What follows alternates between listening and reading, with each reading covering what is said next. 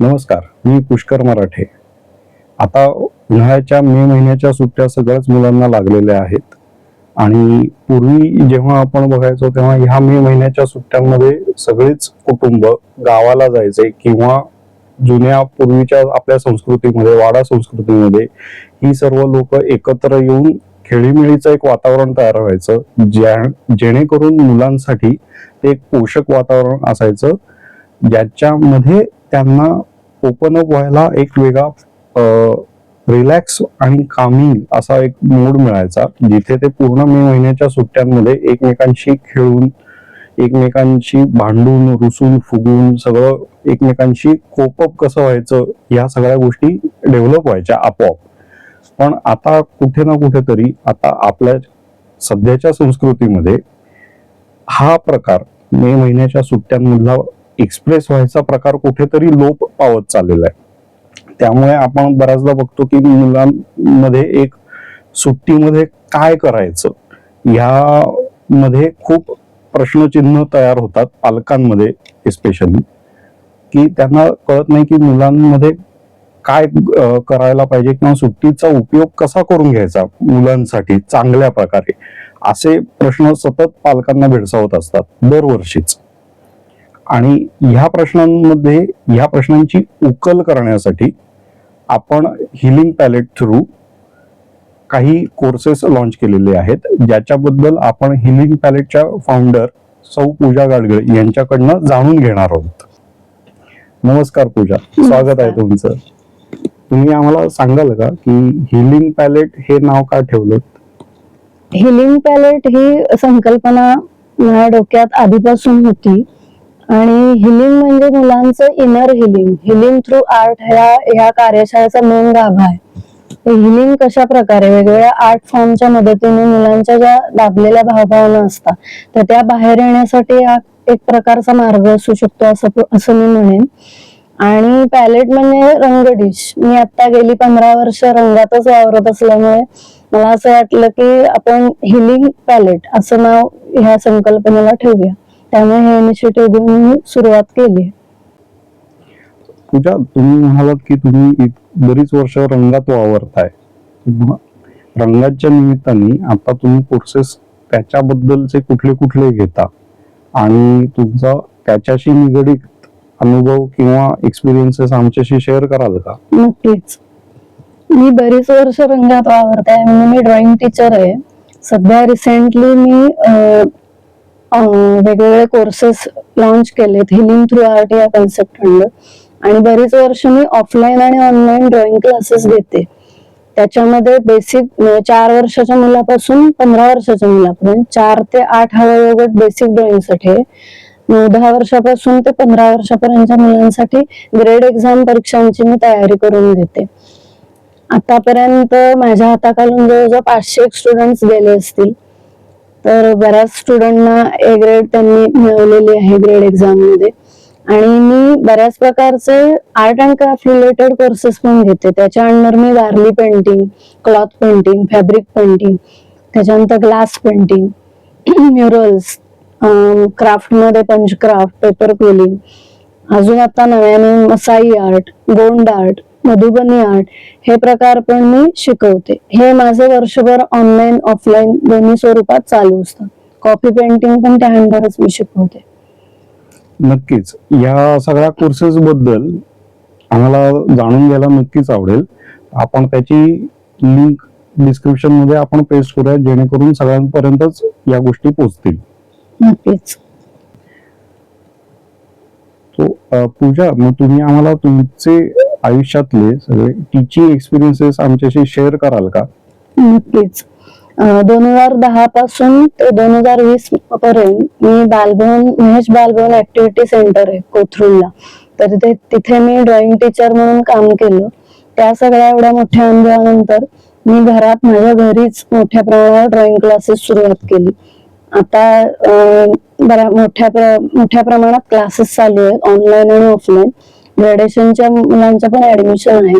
दरम्यानच्या काळात एक ग्रॅज्युएशनला माझ्याकडे ऍडमिशन आली, तर त्या मुलाला रेग्युलर त्याच्या अकॅडमिक वाटचालीमध्ये सुद्धा अडथळे येत होते. म्हणजे तो पास होत नव्हता पण त्याच्या आईला त्याला 10वीला केवळ पर्सेंटेज वाढवून मिळतात म्हणून ग्रेड एक्झामला घालायचं होतं. तर त्यांनी त्या दृष्टीने माझ्याकडे इन्क्वायरी केली आणि अगदी सप्टेंबर मध्ये या ग्रेड एक्झाम असतात. तर त्या जुलै महिन्यात स्टार्टिंगला माझ्याकडे आल्या आणि मला म्हणाल्या की 2 महिन्यात माझा मुलगा एलिमेंटरीसाठी अपिअर होतोय, तर तुम्ही याच्याकडनं तयारी करून घेऊ शकाल का. तर मग मी त्यांना म्हटलं की टाइम स्पॅन थोडा कमी आहे, पण मी माझ्याकडनं नक्कीच प्रयत्न करेन त्याच्याकडनं पोर्शन कव्हर करण्याचा. तर सांगायची चांगली गोष्ट म्हणजे जो मुलगा नापास होत होता रेग्युलर शाळांच्या परीक्षांमध्ये, तर तो त्या मुलाला ड्रॉइंग एक रेख सुद्धा नीट ओढता येत नव्हती, पण त्या मुलाकडनं 2 महिन्यात मी चांगली तयारी करून घेतली आणि आनंदाची गोष्ट म्हणजे त्या मुलाला बी ग्रेड मिळाली एलिमेंटरी एक्झाम मध्ये. अरे वा. आणि या फील्ड मध्ये माझा अनुभव म्हणाल तर 2014, 15 आणि 16 मी 2-3 NGO ला अटॅच होते. त्यामध्ये एक आयडिया फाउंडेशन NGO आहे, तिथे मी त्या संस्थांबरोबर रुरल एरियाज मध्ये काम केलं. पुण्याजवळची गावं मुळशी, अंबडवेट, भोर या ठिकाणी जाऊन त्या वस्त्यांमधल्या मुलींसाठी काम केलं. अर्थातच तिथे लहान मुलं नव्हती, मोठ्या मुली 10वी-12वी झालेल्या मुली होत्या. त्यांना काहीतरी त्यांच्या पायावर उभं राहण्याच्या दृष्टीने आम्हाला कोर्सेस द्यायचे होते. तर त्या अंतर्गत मी त्यांना Warli painting, cloth painting, fabric painting जे रेग्युलर बेसिसवर मी नेहमी माझ्या घरी कोर्सेस घेते, ते तिथे जाऊन मी त्या मुलींना त्याचं ट्रेनिंग दिलं. आणि 15 साली मी परसिस्टंट कंपनीत पण तिथल्या एम्प्लॉईजना माइंड रिफ्रेशमेंट म्हणून काही ऍक्टिव्हिटीज असतात, तर त्या अंतर्गत मी वारली पेंटिंग आणि पेपर क्विलिंग हे वर्कशॉप्स घेतले. तर मग इतक्या वर्षांचा तुमचा शिकवायचा अनुभव खास करून आर्ट क्षेत्रामध्ये, तर तुम्हाला पहिल्यापासूनच माहिती होतं का की तुम्हाला टीचर व्हायचं आहे पुढे जाऊन? याविषयी सांगायचं वाटेल मला नक्कीच. मी 4 वर्षाची असल्यापासून मला ड्रॉइंग काढायची, आई पाटी पेन्सिल द्यायची तर आपण जसं ड्रॉइंग काढायचं वेगवेगळे आकार ही आवड होतीच मला. एक छोटासा किस्सा सांगेन. कोकणात वारंवार लाईट जायचे, तर आई कंदील लावायची आणि भिंतीच्या बाजूला असा कंदील ठेवायची. तर भिंतीवर ज्या घरातल्याच वस्तूंच्या सावल्या पडायच्या, तर त्याच्यात मी आईला बोलवायची आणि सांगायची, आई बघ इथे आता हरिण दिसतंय, कुत्रं दिसतंय. तर असं मी आकार आईला दाखवायची. तर आईला त्यातनं माझी चुणूक कळलीच होती. अजून एक किस्सा सांगायचा म्हणजे एकदा आईने लहानपणी मला पाटीवर माकड काढून दिलं. मला म्हणाली तुला माकड आवडतं ना, मी तुला माकड आज कसं काढायचं शिकवते. मग मी माकड बघितलं पाटीवरचं आणि आईला म्हणलं आई हे चुकलंय. अगदी 4 वर्षाचीच होते मी. आई म्हणाली, आईच्या मनात आलं या चिमुरडीला आता याच्यात काय चुकीचं वाटलं. तर मी आईला म्हणलं आई हे चुकलंय. मग सारखं मी आईला म्हणत होते की चुकलंय चुकलंय. आई म्हणाली काय. मग मी आईला म्हणलं आई दे इकडे पाटी. मग मी पेन्सिल घेतली आणि पाटीवर अशा त्या माकडाच्या अंगावर पेन्सिलीने रेषा रेषा काढल्या आणि आईला दाखवलं आता हे बरोबर आहे. आई म्हणाली तू काय काढलंस. म्हणलं अगं त्याच्यावर केस आहेत त्याच्या अंगावर. मग आईला ते कुतूहल वाटून हसायला आलं आणि आईला जास्त कळून आलं की या मुलीला ड्रॉइंगची खूप आवड दिसते. आणि बेसिकली माझ्या अंगात कला येण्याचं कारण म्हणजे माझी आई उत्तम चित्रकार आहे, तर हे जेनेटिकली आलंय असं म्हणू शकतो. लहानपणी 2रीत असताना म्हणजे 1ली ते 4थी माझं शिक्षण जिल्हा परिषदच्या शाळेमध्ये झालं. तर 2रीमध्ये असताना आता कसं मुलं सरांना सर मॅडम असं संबोधतात, तर आम्ही लहानपणी पूर्वी सरांना गुरुजी असं म्हणायचो. आणि एक शाळा एक गुरुजी अशी पद्धत होती त्यावेळी. तर आमच्या गुरुजींनी आम्हाला प्रश्न विचारला, नाचणकर गुरुजींनी, की प्रत्येकाला स्वर्गात उभं करू की मोठेपणी तू कोण होणार. तर माझ्याकडे टर्न आल्यावर मी उत्तर दिलं उभं राहिलं की सर गुरुजी मला मोठेपणी ड्रॉइंग टीचर व्हायचंय. हे अगदी मी बिनधास्त त्यावेळी सांगितलं होतं. आणि तेच एक डोक्यात होतं लहानपणापासून की मोठं झाल्यावर आपल्याला याच फील्डमध्ये जायचं आणि हेच कंटिन्यू करायचंय. त्याच्यानंतर 8वी-9वी मध्ये असताना मी ग्रॅज्युएशन एक्झाम पास झाले. 8वीत असताना 98 साली सकाळ चित्रकला अंतर्गत एक स्पर्धा होती. तर त्यावेळी माझं चित्र पहिल्यांदा लंडनला गेलं. सलग दुसऱ्या वर्षी 99 साली चित्र माझं मॉरिशसला गेलं त्या स्पर्धेअंतर्गत. आणि ग्रेड एक्झाम वगैरे पण चांगल्या ग्रेडने पास झाले होते. त्यामुळे ते असं पक्क होत गेलं की आता आपण ही कला आपल्याला हा गुण आपल्याला आहे उपजतच, तर ह्याच्यातच आपण करिअर करायचं त्यावेळेपासूनच माझं पक्क होत गेलं. आणि फॅशन डिझायनिंग पण मी केलं होतं कॉमर्स ग्रॅज्युएशन नंतर.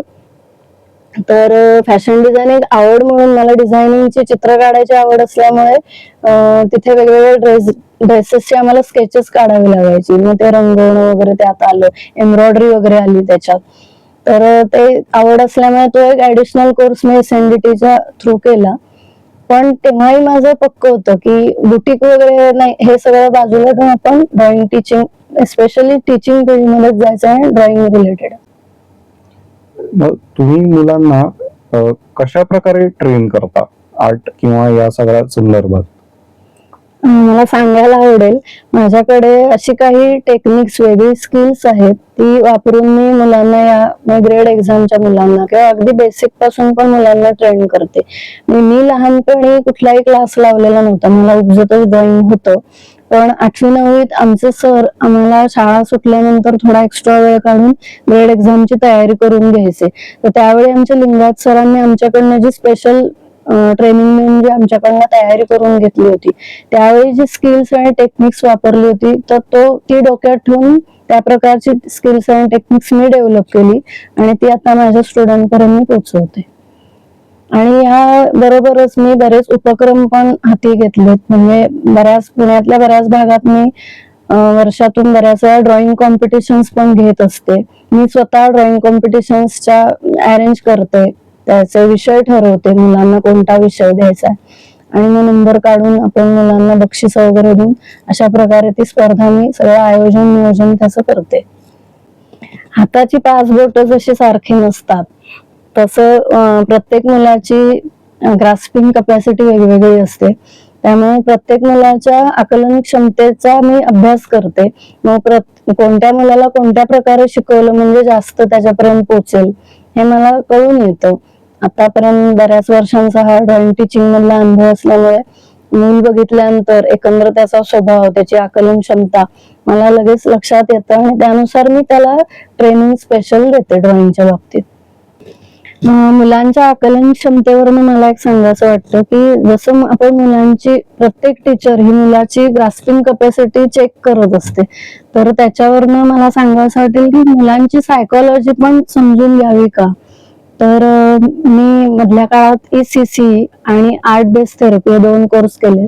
ECC म्हणजे अर्ली चाइल्डहुड केअर एज्युकेशन, जे मी MIT पुणे येथून केलंय, आणि आर्ट बेस्ड थेरपी हा एक ऑनलाईन कोर्स केलाय, फाउंडेशन कोर्स. तर ECC मध्ये आम्हाला चाइल्ड सायकोलॉजी हा एक स्पेशल सब्जेक्ट होता. तर त्याच्यामध्ये मुलांची सायकोलॉजी ओळखून घेऊन त्यांना कसं शिकवायचं किंवा मुलांचे मोटर स्किल्स डेव्हलप आहेत का ते पण आम्हाला, म्हणजे क्राफ्ट रिलेटेड ह्या गोष्टी येतात, तर तेही आम्ही त्या अंडर शिकलो. आर्ट बेस्ड थेरपीमध्ये मुलांची एक्सप्रेशन्स कसे आउट होतील तर त्याच्यावर आम्हाला मेनली ते लक्ष केंद्रित करून ते शिकवलं गेलं.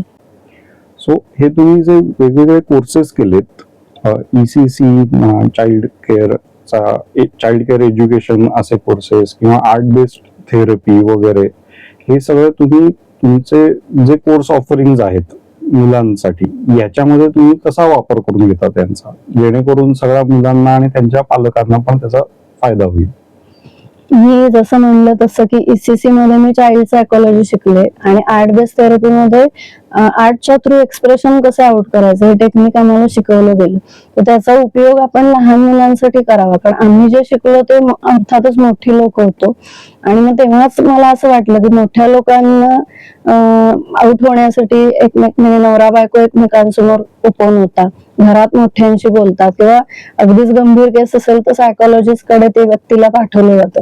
पण मग लहान मुलांचं काय, ती ओपन अप कशी होणार, ही कल्पना माझ्या डोक्यात आली आणि मग लहान मुलांच्या दृष्टीने अशी एक कार्यशाळा आपल्याला करता येईल का. आणि माझा उद्देश तोच आहे की या कार्यशाळेअंतर्गत आम्ही वेगवेगळ्या आर्ट फॉर्मच्या मदतीने मुलांची ज्या दबलेल्या भावभावना आहेत त्यांनाही वाट मोकळी करून देण्यासाठीच एक कार्यशाळा आपण म्हणू शकतो. त्यामध्ये आम्ही doodle art, zentangle art, finger painting, hand painting, काही स्टोरी टेलिंगच्या पण गोष्टी त्याच्यात ठेवल्या, खेळ आहेत, गेम्स आहेत, वॉर्मअप ऍक्टिव्हिटीज आहेत. अशा थ्रू आम्ही मुलांना जास्त त्यांचा एन्थुझियाझम वाढवणार आहे आणि मुलं जास्त ओपन अप होतील असं मला वाटतं. या कार्यशाळेमध्ये मुलांना फायदे असे होणार आहेत की जे पालकांच्या लक्षात येतील. स्पेसिफिकली मुलांची कॉग्निटिव्ह डेव्हलपमेंट होईल, त्यांची फाईन मोटर स्किल्स डेव्हलप होतील. ह्याच्या अंतर्गत आम्ही काही आर्ट अँड क्राफ्ट ऍक्टिव्हिटीज पण घेणार आहे. त्यामुळे फाईन मोटर स्किल्स त्यांची डेव्हलप होणार आहेत. त्याच्यानंतर कॉन्सन्ट्रेशन ऑफ माइंड वाढतं मुलांचं या अशा ऍक्टिव्हिटीजमुळे. अदर वर्षभर मी असे वेगवेगळ्या शिबिरं घेतच असते. त्याच्यानंतर मुलं 5 दिवस का होईना ह्या मोबाईल ऍडिक्शन पासून लांब राहतील असं मला वाटतं. कारण ह्या कार्यशाळेअंतर्गत डेली माझे काय काय टास्क असणार आहे, त्याच्याशी रिलेटेड होमवर्क पण असणार आहे मुलांना. म्हणजे शिबिरा व्यतिरिक्त मुलं घरी जातील त्यावेळी पण ती त्या होमवर्क पूर्ण करण्याच्या ह्याच्या ऍक्टिव्हिटीमध्ये एंगेज राहतील. आणि ओव्हरऑल मुलांचं इनर हिलिंग या कार्यशाळेअंतर्गत होणार आहे. म्हणजे जसं की मगाशी म्हणलं तसं की मी मुलांची चाइल्ड सायकोलॉजी ओळखून त्याच्यावर अभ्यास करून त्याप्रमाणे मुलांना ट्रेनिंग देते. मी एबीटी मध्ये जे कोर्स शिकले तेव्हा मला त्याचा बराच फायदा झाला इनर हिलिंगसाठी. तर तो फायदा या छोट्या वयोगटाला मिळावा. 8 ते 15 हा आपला वयोगट आहे. तर मुलांची तशी डेव्हलपमेंट व्हावी. काही दाबलेल्या भावभावना असतात तर त्या बाहेर पडण्यासाठी ही कार्यशाळा नक्कीच त्याचा उपयोग होईल असं मला वाटतं. या कार्यशाळेचा अजून एक फायदा म्हणजे मुलांना सेल्फ अवेअरनेस मुलांचा वाढणार आहे, सेल्फ कॉन्फिडन्स वाढणार आहे. या ज्या काही आर्ट रिलेटेड थ्रू म्हणजे आर्ट फॉर्म थ्रू आम्ही काही ऍक्टिव्हिटी घेणार आहोत तर त्यातनं इनर हिलिंग, मगाशीच मी सांगितलं की मुलांचं इनर हिलिंग होणार आहे. मुलं ज्यावेळी कागदावर ऍक्च्युअली ड्रॉइंग काढतील त्यावेळी त्यांना मी एकदम फ्री वातावरण देणार आहे की तुम्हाला जे वाटतंय मनापासून काढावंसं. तर असं एक काय त्यांना रेस्ट्रिक्टेड विषय नसणार की तुम्ही अमुकच काढा तमुकच काढा, तुम्ही रंगांमध्ये खेळा असं मी मुलांना या कार्यशाळेमध्ये परमिशन देणार आहे. तर त्या थ्रू ह्या फॉर्म थ्रू मुलं जास्त एक्सप्रेस होतील असं मला वाटतं. आणि त्याच्यासाठी त्याच्या थ्रू मुलांचं इनर हिलिंग होऊ शकेल. तर मी पालकांना असं आवाहन करते की तुम्ही जास्तीत जास्त संख्येने मुलांना यामध्ये ऍडमिशन घ्या असं मी आवाहन करते. आणि मग ही कार्यशाळा झाल्यानंतर मुलांमध्ये जे काय बदल किंवा मिरॅकल्स होतील ते पालक स्वतःच अनुभव घेतील. आणि तुम्हाला माझ्या या वेगवेगळ्या कार्यशाळा किंवा माझे जे कोर्सेस क्लासेस याविषयी अधिक माहिती हवी असेल तर माझं हिलिंग पॅलेट हे युट्यूबला हँडल आहे आणि फेसबुकला त्याच नावाने. तर तिथे तुम्ही अपडेट चेक करू शकता. हिलिंग पॅलेट पेज फॉलो करा, लाईक करा. आणि डिस्क्रिप्शन मध्ये माझा कॉन्टॅक्ट नंबर पण दिलेला आहे अधिक माहितीसाठी. धन्यवाद.